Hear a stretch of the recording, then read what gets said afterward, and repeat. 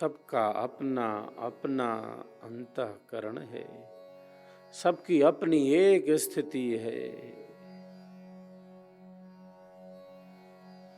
और उसी के अनुकूल चेतना का विकास है। आचार्य से प्रथम लिखते हैं, अहंकार जीवन के पतन का कारण है। निराभिमानी सरल स्नेह युक्त जीवन ही अध्यात्म के ऊंचे पथ पर ले जाता है।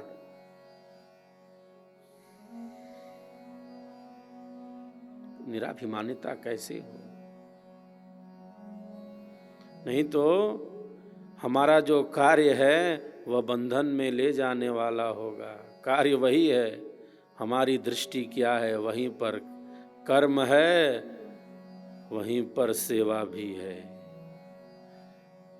एक कार्य हमारा कर्म हो गया जिसका बंधन प्राप्त होगा, एक ऐसी दृष्टि से कर्म है कि कर्म न होकर वह सेवा हो गई और सेवा से बंधन नहीं होता, सेवा से मुक्ति होती है, सेवा से मुक्ति होती है, सेवा से परमानंद होता है, सेवा से जीव का कल्याण होता है।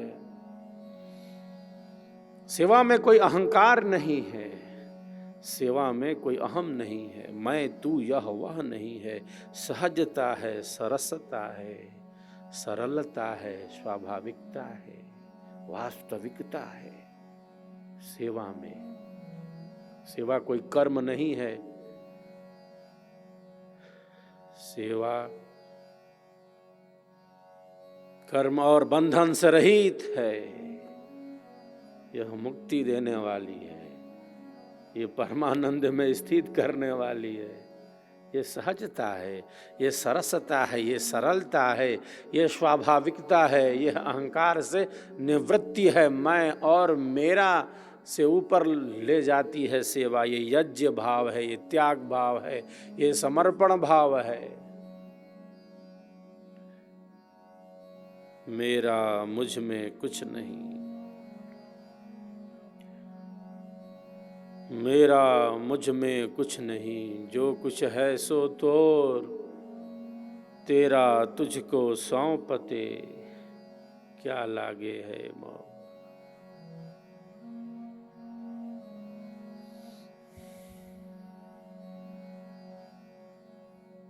पृथ्वी अपनी कक्षा में घूम रही है,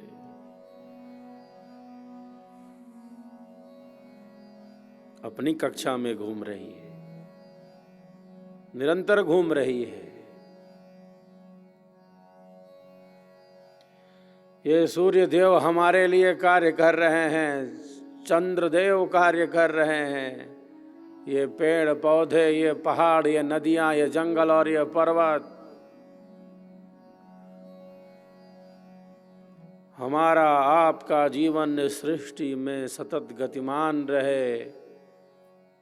ईश्वर की अनंत शक्तियां हमारे लिए अहरनिश कार्य कर रही हैं। संपूर्ण वातावरण में ऑक्सीजन घुला है।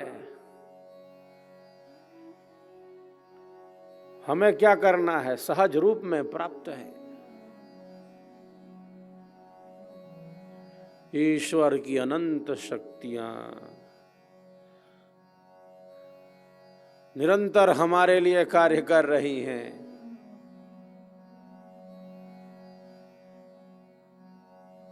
वृक्ष कबहु नहीं फल भके, नदी न संचय नीर, परमारथ के कारणे साधुन धरा शरीर। सेवा भाव हमें मैं और मेरा से ऊपर उठाता है, अहंकार से ऊपर ले चलता है। क्योंकि जहाँ अहंकार है वहाँ अंधकार है, अंधकार।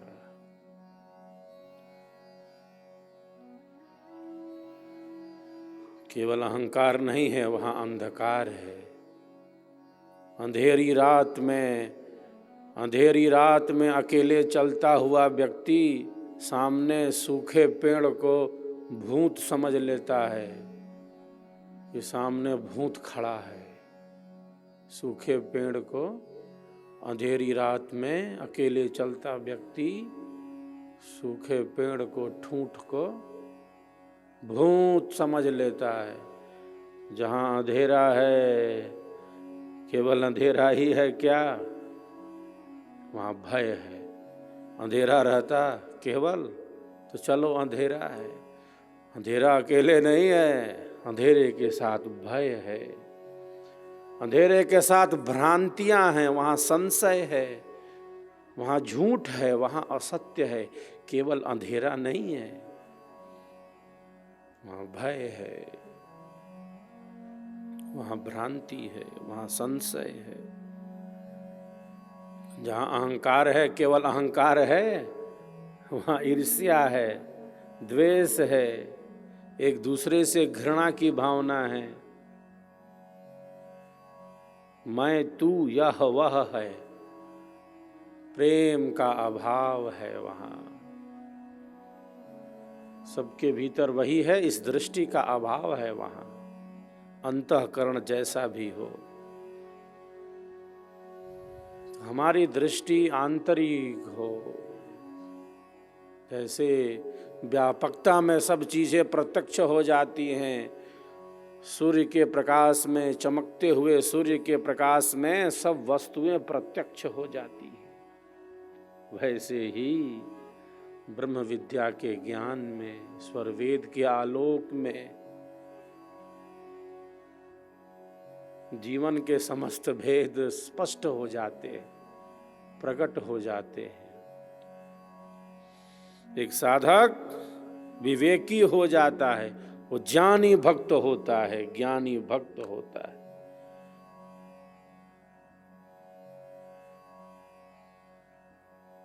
उसकी एक स्थिति हो जाती है, उसके मन की, उसकी बुद्धि की, उसके विचारों की एक स्थिति होती है।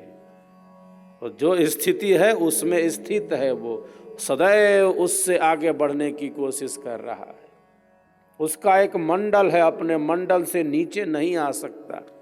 उसके मन की एक स्थिति है, उसके बुद्धि की स्थिति है, उसके विचारों की स्थिति है, उसकी वाणी की एक स्थिति है तो है, नीचे नहीं आ सकता। बढ़ेगा तो ऊपर ही बढ़ेगा, वो अधोगामी नहीं हो सकता। अग्नि की ज्वाला सदैव ऊपर की ओर उठती है, अग्नि की ज्वाला सदैव ऊपर की ओर उठती है। ऊर्ध्वगामिनी है ये अग्नि। हम ज्वाला को बुझा सकते हैं, नीचे नहीं झुका सकते, अधोगामी नहीं हो सकते।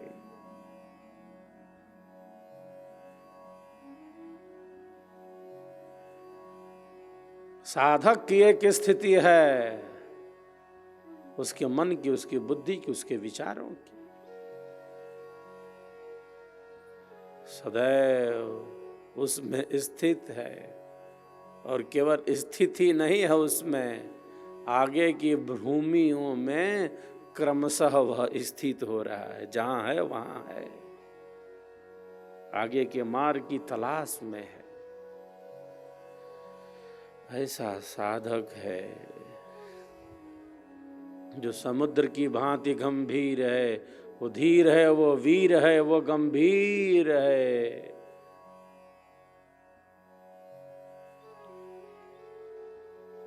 समुद्र के ऊपरी तट पर तरंगे लड़ रही हैं। समुद्र के बाह्य धरातल पर एक तरंग दूसरी तरंग से लड़ रही है, वहां संघर्ष है। ये तरंगे पास खड़े पर्वत से जा टकराती हैं, ये तरंगे। और तरंगों के लड़ने से चित्र विचित्र दृश्य उपस्थित हो रहा है, कोलाहल हो रहा है। समुद्र के बाह्य धरातल पर, समुद्र के ऊपरी तट पर कोलाहल का दृश्य है, संघर्ष का दृश्य है, क्योंकि तरंगे वहां लड़ रही हैं, पर्वत से जा टकराती हैं। और तरंगों के लड़ने से कोलाहल हो रहा है, अशांति हो, चित्र विचित्र दृश्य उपस्थित हो रहे हैं। उसी समुद्र के गर्भ में, उसी समुद्र के अंतराय में, उसी समुद्र के अंतस्थल में कोई तरंग लड़ रही है क्या? उसी समुद्र के गर्भ में कोई तरंग लड़ रही है, मैं तू या हवा। उसी समुद्र के अंतस्थल में कोई कोलाहल नहीं, कोई टकराव नहीं, कोई अशांति नहीं, कोई संघर्ष नहीं। उसी समुद्र के गर्भ में शांति ही शांति है,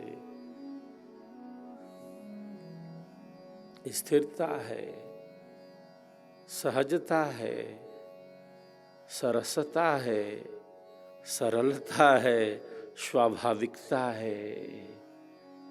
उसी समुद्र के गर्भ में शांति ही शांति है, गंभीरता ही गंभीरता है, सहजता है, सरसता है, सरलता है, स्वाभाविकता है। समुद्र का अंतस्थल है।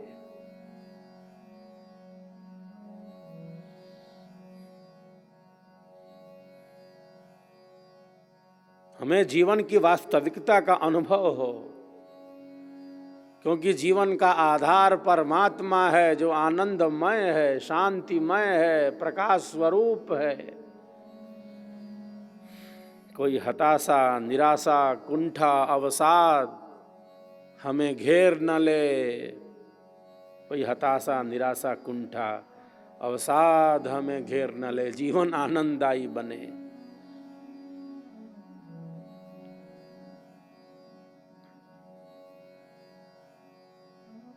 जीवन प्रकाशमय बने।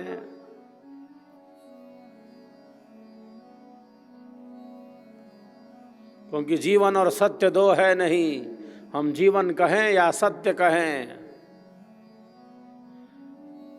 सत्य का अन्वेषण करना चाहते हैं, सत्य को जानना चाहते हैं, इसका अर्थ है जीवन को समझना चाहते हैं। जीवन को जान लिया, जीवन को जान लिया ठीक ठीक, जीवन है क्या? जीवन को जान लिया ठीक ठीक, जीवन है क्या? अनुभव कर लिया तो इसका अर्थ है परम सत्य का अन्वेषण कर लिया, परम सत्य को जान लिया।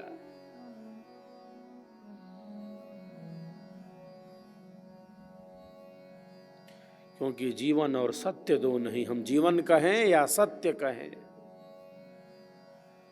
सत्य को जानना चाहते हैं, इसका अर्थ है जीवन को समझना चाहते हैं। क्योंकि जीवन का आधार परमात्मा है, सबका जीवन प्राण है, सबका एक आधार अज अद्वैत अनाम है, परम पुरुष करता।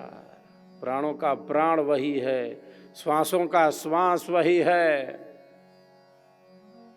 आत्मा के अंदर अंतरात्मा रूप से स्थित है वही। नहीं है ऐसा नहीं कह सकते। हमें अनुभव नहीं है, हमें ज्ञान नहीं है, ऐसा नहीं कह सकते। है लबालब भरा हमारे अंदर, कुछ ऐसा है जो ओढ़ लिया है, और जो परम सत्य है उसका अनुभव नहीं हो रहा। नहीं है ऐसा नहीं कह सकते। शांति नहीं है, ज्ञान नहीं है, विवेक नहीं है, अनुभव नहीं है, ऐसा नहीं कह सकते। प्रकाश नहीं है,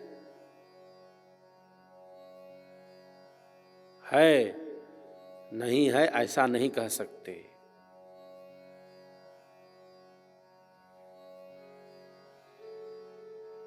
अरे कुछ है जिसने रोक रखा है प्रकाश को, प्रकाश नहीं है, प्रकाश तो लबालब भरा है, सूर्य नहीं है। अरे बादलों ने रोका है, कितने क्षण तक बादल रोकेंगे? बादलों ने रोक रखा है, सूर्य नहीं है, प्रकाश नहीं है, ज्ञान नहीं है, शांति नहीं है, विवेक नहीं है, अनुभव नहीं है लबालब भरा। ऐसा नहीं कह सकते कि नहीं है। कुछ है जो ओढ़ लिया है, कोई हीन भावना न हो, कोई नकारात्मक चिंतन न हो, कोई हताशा न हो, कोई निराशा न हो। आनंद का अनंत समुद्र हमारे भीतर है। नहीं है ऐसा नहीं कह सकते तो कहाँ है?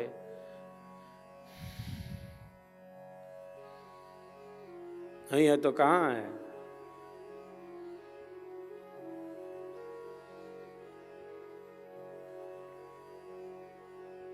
हमारे भीतर है अनंत की शक्ति। ईश्वर का रहस्य मानव में निहित है। नहीं है ऐसा नहीं कह सकते। जैसे ज्ञान नित्य है, परमात्मा नित्य है,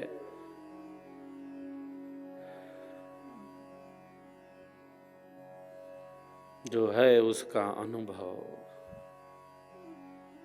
जो है उसका अनुभव, जीवन को ठीक ठीक जान लिया, जीवन को ठीक ठीक समझ लिया, इसका अर्थ है परम सत्य का अन्वेषण कर लिया, क्योंकि जीवन का आधार परमात्मा है। वर्ण कर लिया प्रभु, स्वीकार कर लिया, भीतर के अंधेरे को मिटा दो प्रभु। वर्ण कर लिया तो कर लिया, स्वीकार कर लिया तो कर लिया।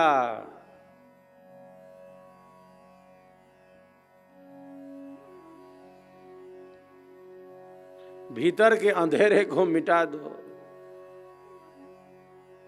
ज्ञान के वास्तविक प्रकाश में ही स्थित करो। तो ज्ञान नित्य है। जैसे परमात्मा नित्य है, उसका कभी नाश नहीं होता।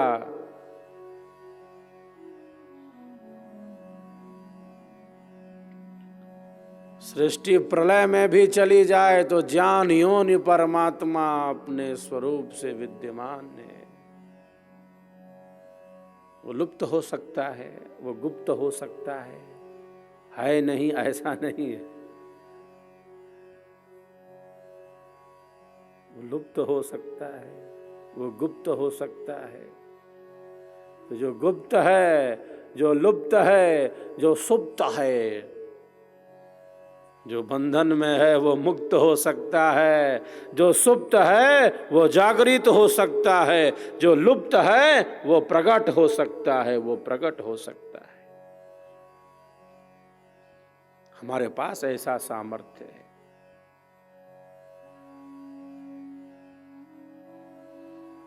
जो लुप्त है, जो गुप्त है, जो सुप्त है, वो प्रत्यक्ष हो सकता है,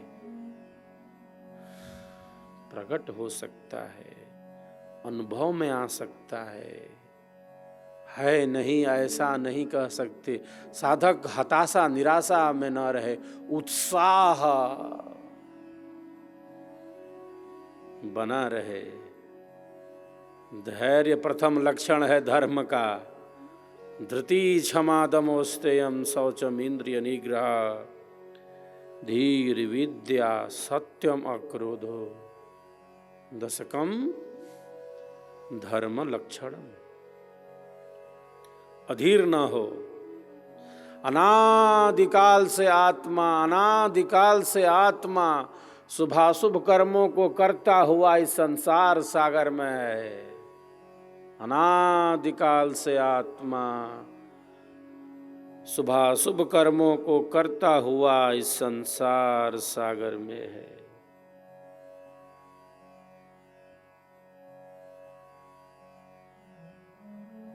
ये कर्म है, ये फल है, ये भोग है, ये संस्कार है, ये पाप है, ये पुण्य है, ये धर्म है, ये अधर्म है, ये विधि है, ये निषेध है, जन्म है, ये मरण है।